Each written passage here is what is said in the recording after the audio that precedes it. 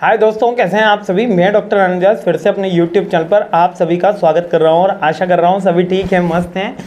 और मेरे साथ ये अंतिम प्रहार की सीरीज़ के आखिरी वीडियो के ऊपर तक पहुंच चुके हैं। आपने वास्तविकता में बहुत मेहनत करी है, आप सभी बधाई के पात्र हैं जो यहाँ तक 12वें क्वेश्चन तक आप मेरे साथ आए। यकीन मानिए कल का पेपर आपका बहुत अच्छा जाने वाला है, वास्तविकता में बहुत अच्छा जाने वाला है, क्योंकि आप सभी ने बहुत ज़्यादा मेहनत करी है। आखिरी क्वेश्चन क्या है जल्दी से देख लेते हैं और ये सीरीज कंप्लीट करते हैं।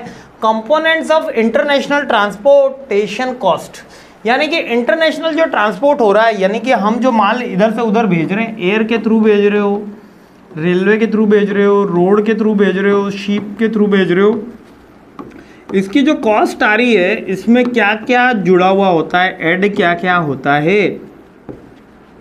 तो क्या क्या ऐड होगा, बहुत सिंपल सी चीज़ें हैं लेकिन ये चीज़ें बताती है। लाइक फ्राइट जुड़ेगा, इंश्योरेंस जुड़ेगा, हैंडलिंग चार्जेस जुड़ेगा, ये सारी चीज़ें मैं आपको याद करवा देता हूँ।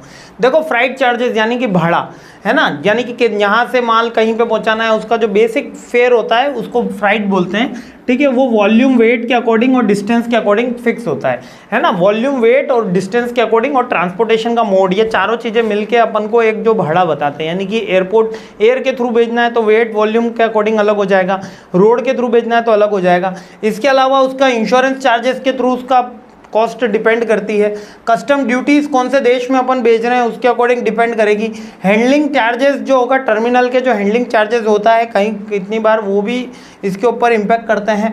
इसके अलावा डॉक्यूमेंटेशन एंड कंप्लायंसेस, डॉक्यूमेंटेशन बनाने में भी जो डॉक्यूमेंटेशन, जैसे कि आपको एक स्टाम्प पेपर पर 50 रुपये के स्टाम्प पेपर पे साइन करके भेजना होगा तो वो भी एक चार्जेस लग गया, ठीक है। इसके अलावा पैकेजिंग एंड लेबलिंग के चार्जेस भी लगते हैं।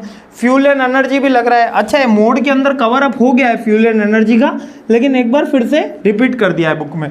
इंफ्रास्ट्रक्चर के चार्जेस भी लगते हैं, जैसे कितनी बार पोर्ट हमको डेवलप करना होगा, या कह सकते हो कि अगर मेरे को रोड ट्रांसपोर्ट से जाना हो रहा है तो कहीं पे हमको कुछ इंफ्रास्ट्रक्चर डेवलप करना हो रहा है प्रोडक्ट के लिए। लाइक कि ये आप इस तरीके से समझ सकते हैं कि कहीं पे हमको बिल्डिंग क्रिएट करनी है।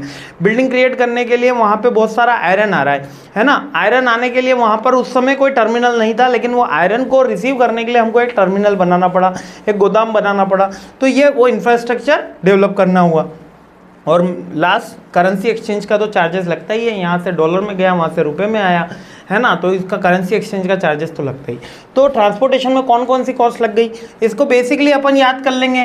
तो पहले तो अपना फ्राइट लगेगा, इंश्योरेंस का पैसा लगेगा, इसके अलावा डॉक्यूमेंटेशन के चार्जेस लगेंगे, कोई कंप्लायंसेस हो रहा है वो चार्जेस लगेगा। इसके अलावा आप कह सकते हो कि अगर मैंने कोई इंफ्रास्ट्रक्चर बिल्ड करा है तो उसका चार्जेस लगेगा। इसके अलावा हाँ, फ्यूल के चार्जेस तो रिपीट हो गए। करेंसी एक्सचेंज रिपीट हो गया। करेंसी एक्सचेंज खैर लगता नहीं है, करेंसी एक्सचेंज अंडरस्टूड रहता है। हैंडलिंग चार्जेस और कस्टम ड्यूटी, ये 2 पॉइंट और अपन को इसमें याद रखने।